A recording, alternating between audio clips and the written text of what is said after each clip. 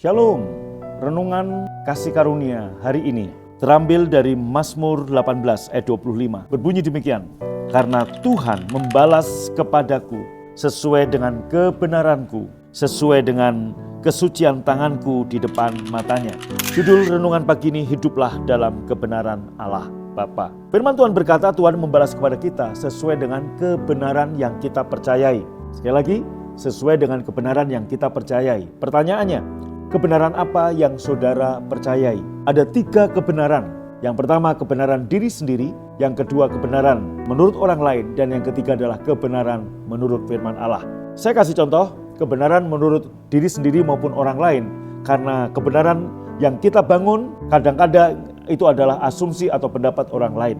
Banyak orang berkata, baik itu motivator, baik itu orang-orang maupun bahkan pengkhotbah-pengkhotbah di gereja yang mengatakan bahwa hidup itu seperti roda. Kadang di atas, kadang di bawah. Nah, kalau pas di bawah rodanya nginjek tai kuda, bagaimana? Nah, saudara, itu bukan kebenaran firman Allah. Sebab kebenaran firman Allah berkata, kamu akan terus naik dan tidak turun. Pertanyaannya, Anda mempercayai kebenaran orang lain atau kebenaran dirimu yang kau bangun atas dasar asumsi orang, atau kebenaran firman Allah yang mengatakan hidupmu terus naik dan tidak turun. Engkau akan jadi kepala dan bukan ekor. Ada orang yang bilang berkata, ya ada waktunya kita sehat, ada waktunya kita sakit. Kenapa kita enggak berkata bahwa hidup kita akan terus selalu sehat di dalam nama Yesus? Saudaraku, kebenaran firman Allah, Yohanes 17 ayat 17, yaitu apa? Kuduskanlah mereka dalam kebenaran, firman-Mu adalah kebenaran. Oleh karena itu Bapak Ibu, hiduplah dalam kebenaran firman Allah.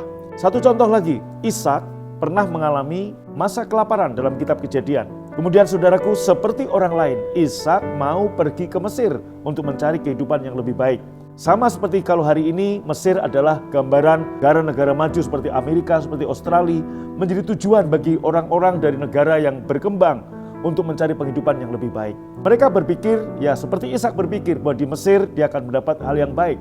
Tuhan menampakkan diri, menunjukkan pada Ishak, tinggallah di negeri ini. Taburlah apa yang kamu punya. Saudara, padahal negeri itu sedang mengalami paceklik. Tapi Ishak, saudaraku, lebih mempercayai kebenaran Allah. Apa yang dilakukan? Dia tetap tinggal di negeri itu. Dia tidak pergi ke Mesir. Dan dia mulai menabur di musim paceklik. Dan firman Tuhan berkata, Ishak menuai 100 kali ganda di tahun itu juga. Dan kemudian Alkitab mencatat, Ishak makin lama makin kaya, sehingga menjadi sangat kaya. Hari ini, mungkin Anda dalam keadaan seperti Ishak. Di masa after pandemi ini, ekonomi saudara belum pulih. Dan kemudian Anda punya pikiran mau pergi kemana-kemana sesuai dengan kebenaran yang engkau percayai. Tapi firman Allah berkata, kalau Tuhan tidak suruh kamu pergi ke Australia, ke Amerika, ngapain? Percayalah bahwa Tuhan pegang kendali bagimu. Mungkin di tanganmu ada sedikit dan Tuhan suruh kamu menabur untuk pekerjaan Tuhan. Lakukan itu. Sebab apa? Tuhan akan membalas kepada kita sesuai dengan kebenaran kita.